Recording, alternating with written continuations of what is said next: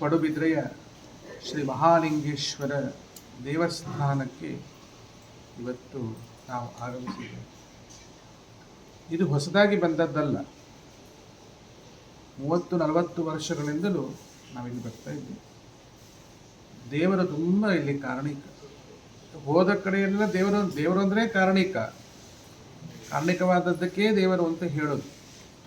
ಆದರೆ ವಿಶೇಷವಾಗಿ ಪಡುಬಿದ್ರೆಯಲ್ಲಿ ಮಹಾಗಣಪತಿಯ ದಿವ್ಯ ಶಕ್ತಿ ಇಲ್ಲಿ ಬಹಳ ವಿಜೃಂಭಿಸುತ್ತದೆ.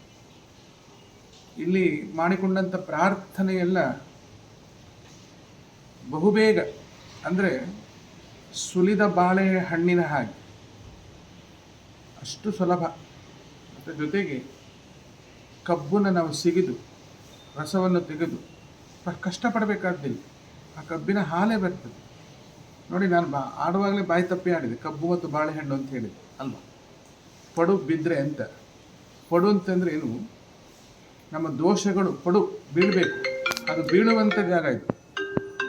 ಇಂತಹ ಜಾಗದಲ್ಲಿ ವಿಶೇಷವಾಗಿ ಇವತ್ತು ನಮ್ಮ ಶಿಷ್ಯರಾಗಿರ್ತಕ್ಕಂತಹ ಮತ್ತು ನಮ್ಮ ಮಕ್ಕಳಾಗಿರ್ತಕ್ಕಂತಹ ಗುರು ಅವರು ಇಲ್ಲಿ ಅರ್ಚಕರಾಗಿರುವುದು ನಮಗೆ ತುಂಬ ಸಂತೋಷ. ಯಾಕೆಂದರೆ ಸಣ್ಣ ವಯಸ್ಸಿಂದ ನೋಡ್ತಾ ಇದ್ದೇನೆ, ಬಹಳ ಒಳ್ಳೆಯ ಅಧ್ಯಯನಶೀಲರು. ವಿಶೇಷವಾಗಿ ಒಳ್ಳೆಯ ಅಧ್ಯಯನ. ಸಣ್ಣ ವಯಸ್ಸಲ್ಲಿದ್ದರೂ ಆ ತುಂಟಾಟ ಗಿಂಟಾಟ ನಾನು ನೋಡಿಲ್ಲ. ಬಹಳ ಸಂತೋಷವಾಯಿತು. ಮತ್ತು ದೇವರ ಇಷ್ಟು ಈ ದೇವಸ್ಥಾನದ ಈ ಎಲ್ಲ ಜೀರ್ಣೋದ್ಧಾರ ನೋಡುವಾಗ ಎಷ್ಟು ಇಲ್ಲಿಯ ಸಾಮರ್ಥ್ಯ, ಜೊತೆಗೆ ಇದಕ್ಕೆ ಎಷ್ಟು ಜನರು ಕೈ ಹಾಕಿದ್ದಾರೆ. ತಾಮ್ರದ ಮುಚ್ಚಿಗೆ ಇರಬಹುದು, ತೀರ್ಥ ಮಂಟಪ ಇರಬಹುದು, ಪ್ರತಿಯೊಂದರಲ್ಲೂ ವಿನ್ಯಾಸ ಎದ್ದು ಕಾಣ್ತದೆ.